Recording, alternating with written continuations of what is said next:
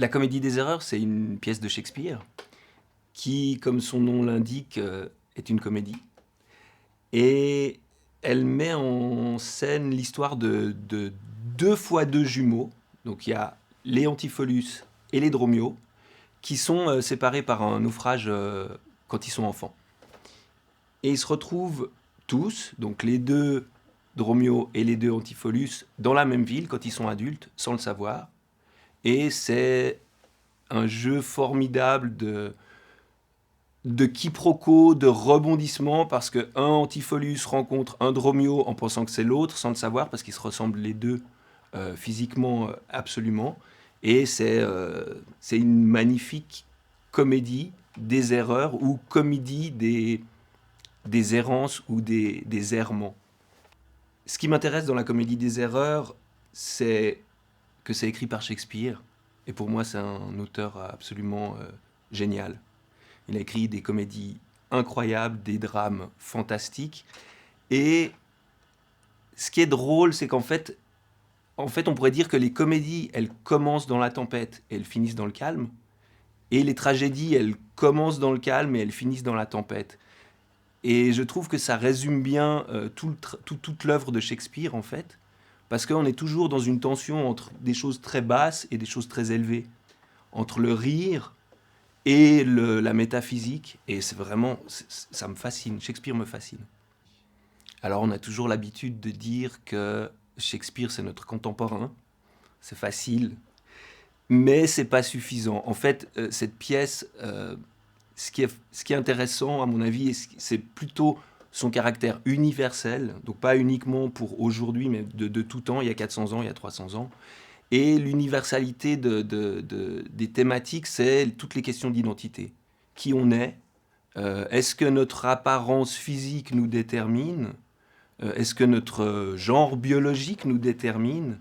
Et c'est vraiment une quête qui finalement est résumée dans Hamlet par la grande question to be or not to be. C'est vraiment une question d'identité. Sauf que là, ça passe par le prisme de la comédie. Et c'est du coup peut-être encore plus fort.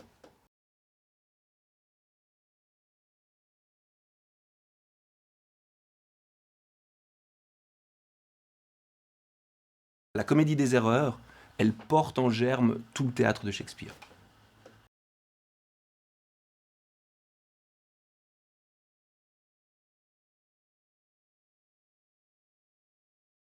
Alors, c'est un spectacle qui traite avant tout de pain et d'artisanat. L'originalité, c'est que sur scène, on va voir un boulanger. Moi, en l'occurrence, j'ai la chance d'avoir les deux formations, comédien, boulanger. Et puis, on se présente aux gens sous la forme d'un bend. Moi, je suis central avec une table de boulangerie. Je fais du pain pendant 1 heure. À côté de moi, il y a un musicien. À ma droite, un vidéaste. C'est donc un spectacle multisensoriel qui met à contribution tous les sens. Ce spectacle est né d'une rencontre avec Nicolas Winch, vidéaste, qui a suivi tous les posts Facebook que j'ai pu faire pendant le Covid, où j'ai été pris d'une fièvre boulangère. Et puis très régulièrement, à peu près quotidiennement, j'ai posté ou des petites vidéos ou des photos.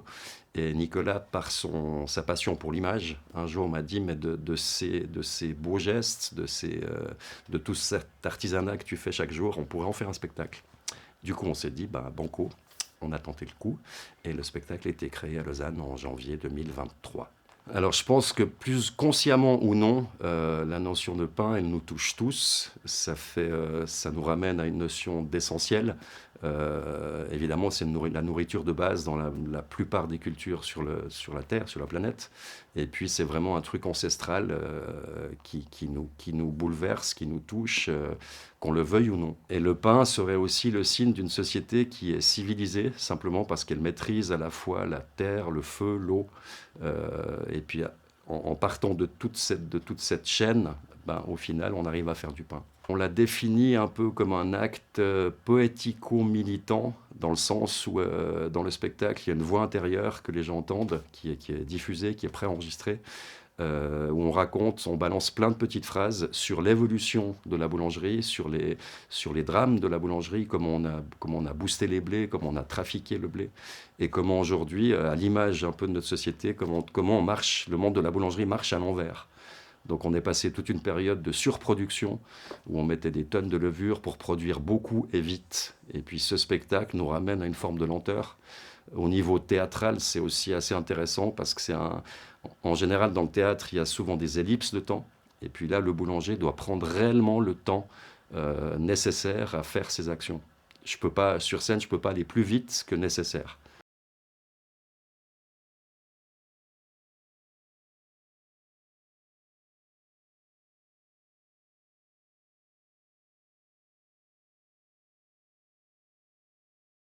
Alors, 3 mots qui pourraient définir le spectacle. Hypnotique, multisensoriel et essentiel.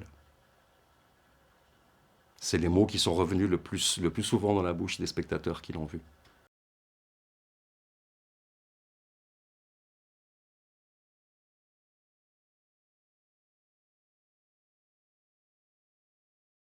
Alors, Le mec de la tombe d'à côté, de Caterina Mazzetti, c'est l'histoire d'une rencontre improbable dans un lieu insolite.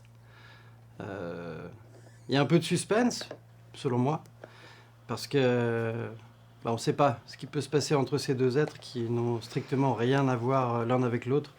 Ils sont de 2 milieux culturels totalement différents. L'un s'occupe de ses vaches, l'autre est libraire, et tout les oppose.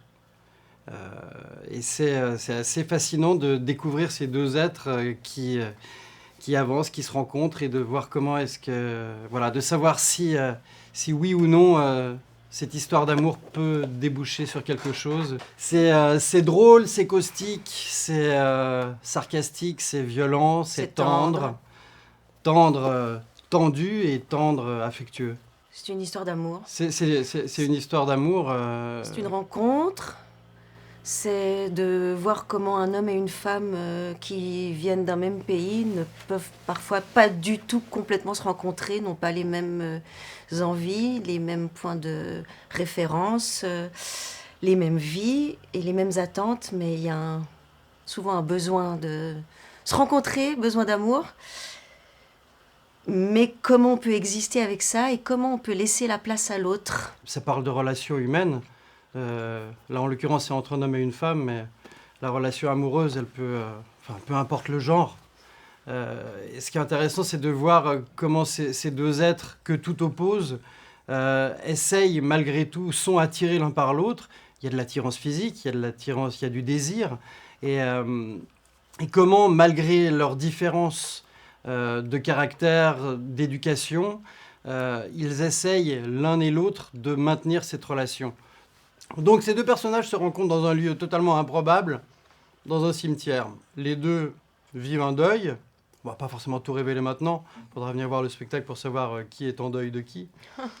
Mais ils se rencontrent dans un cimetière. Et au début, on ne peut pas dire que ce soit vraiment un coup de foudre. Non. Au contraire, ils s'irritent l'un et l'autre. Puis, à force de discussion, eh bien, un lien se crée.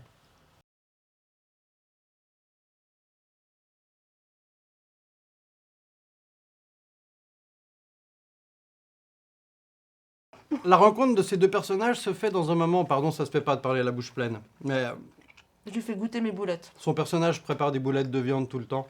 Bah non, pas tout le temps, c'est pour toi. Mais elles sont pas très bonnes. Mais je suis Comment bien ça, éduqué. elles sont pas bonnes? Mais je les mange. Je suis bien éduqué.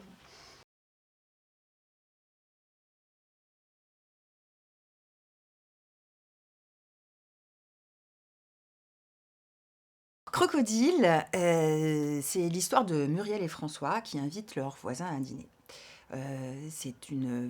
Aux yeux de Muriel et François, Guy et Elisabeth Melin forment avec leur fils une famille absolument idéale et parfaite. Au cours de ce repas, on va briser un petit peu la glace, les failles vont apparaître et puis plein de secrets vont être dévoilés. Fanny Gurelian aime les comédies, elle s'est inspirée, elle a regardé comme beaucoup d'entre nous à la télévision, les comédies du samedi soir à la télévision, comment ça s'appelait au théâtre ce soir, voilà. Donc Fanny, elle aime ce genre de comédie-là. Donc c'est vraiment une comédie tout public, c'est une comédie... c'est une comédie joyeuse, même si effectivement, c'est grinçant. Mais je crois que dans toute comédie, il y a du grincement et il y a plein de niveaux de lecture. Je pense qu'ici, on va vraiment s'amuser à vraiment faire rire de bon cœur. Ce qui est chouette dans ce texte-là, c'est que c'est une femme, elle est jeune et elle est drôle. Et je trouve qu'à l'époque actuelle, c'est pas évident d'avoir des femmes autrices drôles qui écrivent des pièces. Et je pense que c'est à saluer aussi. Et puis moi, je suis très très fière si ma compagnie peut révéler cette autrice ici en Suisse romande. Je pense que tout le monde peut se reconnaître dans les personnages, dans les situations, de toutes les générations. Je pense que quand on a 20 ans, on s'y retrouve, 30, 40, 50, 60 et plus. Parce que cette pièce parle des rapports humains, parle de l'envie, parle des doutes qu'on a sur soi-même. Et puis, avec beaucoup d'humour. Moi, j'adore faire rire, parce que je pense que grâce à l'humour, tous les défauts sont présents. On a toujours ri avec le malheur des autres. C'est le malheur des autres qui fait rire. C'est la faille qui fait rire. C'est l'erreur qui fait dire. C'est la fragilité qui fait rire. Et là, on va de fragilité en fragilité jusqu'à ce que tout le monde pète un câble. Et je pense que Fanny Gurenlian amène ce pétage de plomb général de manière très subtile, très fine, très intelligente, avec des personnages auxquels on s'identifie. Et si on ne s'identifie pas à ces personnages-là, on en connaît qui leur ressemblent, c'est sûr et certain. En société, il y a certaines choses qu'on ne dit pas. Eh bien là, elles vont être dites.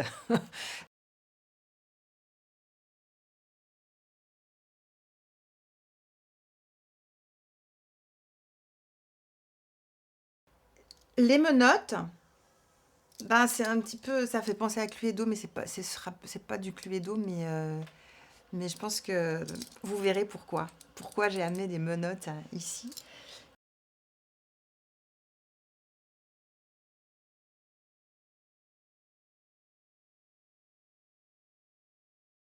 Tout le monde connaît Don Juan, ce vil séducteur, mais qu'en pensent ses proches?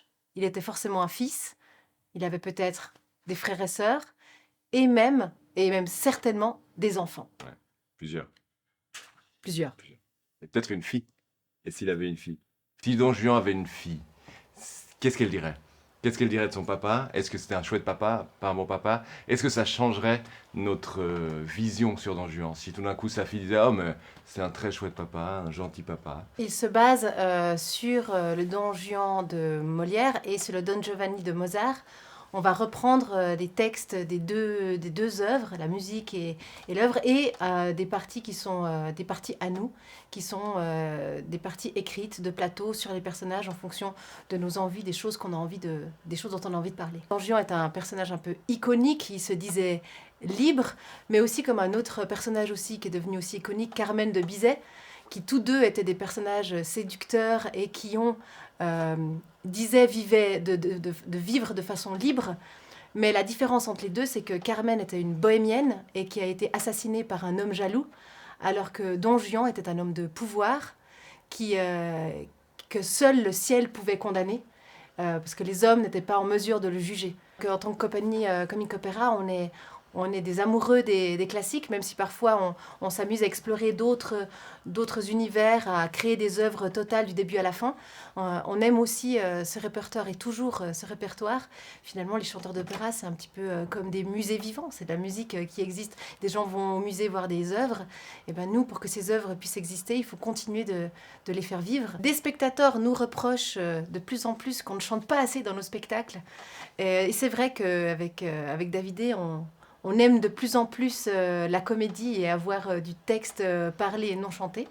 Mais ça n'empêche pas qu'on adore chanter. Et avec ce spectacle, On va beaucoup chanter. on va beaucoup chanter. C'est toujours très intéressant d'avoir, sur un même sujet, deux œuvres aussi importantes.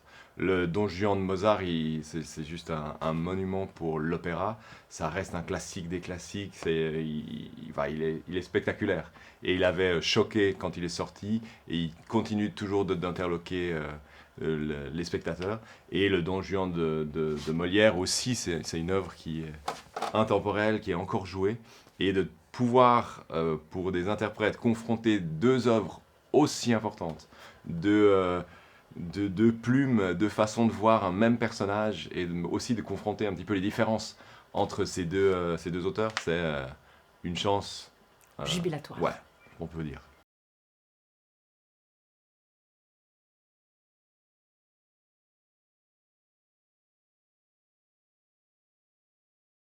En tout cas, je m'octroierai le droit de dire des phrases de Don Juan. Ça, on n'en a pas encore parlé.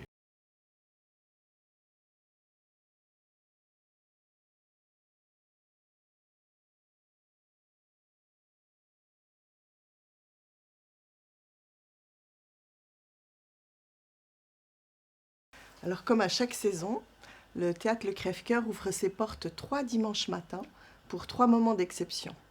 Et cette année, on vous propose de venir accompagné de plusieurs enfants, un cousin, une voisine, un filleul, un grand-père, une grand-mère, un petit copain, et de pousser la porte du Crève-Cœur pour vous initier à la magie des contes. 3 dimanches matins, 3 conteuses qui s'installent dans le décor du spectacle à l'affiche et vous emmènent dans une ribambelle d'émotions. Nous commençons avec Barbara Sauzer et ses contes croustillants. Des contes parsemés de miettes roulées dans la farine pour vous faire craquer de plaisir, et ce, dès 6 ans. Nous continuons la série avec Deirdre Foster, qui nous emmène dans le New York des années 1950, où un jeune héros est en proie à une bande de malfaiteurs. Un conte adapté d'un polar pour vous faire frémir et frissonner, et ce, dès 8 ans. Nous terminerons le voyage avec Cathy Sarr qui nous emmène en Afrique occidentale, contes et légendes, énigmes d'Afrique, avec La parole est un fruit que nous croquerons avec plaisir dès 5 ans. Ces contes s'adressent à des enfants, mais aussi à des jeunes enfants, à des adultes, à des grands-pères, à des grands-mères, des voisins, des cousines, des voisines, pour venir ensemble au théâtre un dimanche matin. Le conte est un excellent moyen de découvrir le théâtre. Avec une conteuse, elle vous prend par la main et elle vous emmène dans son monde imaginaire. Vous allez sortir de là plein d'images, plein d'émotions. Venez ensemble, en famille, partager ces moments, ces dimanches matins.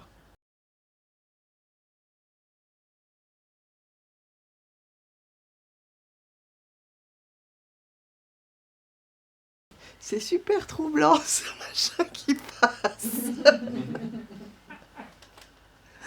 Quel machin? Le truc là. L'œil.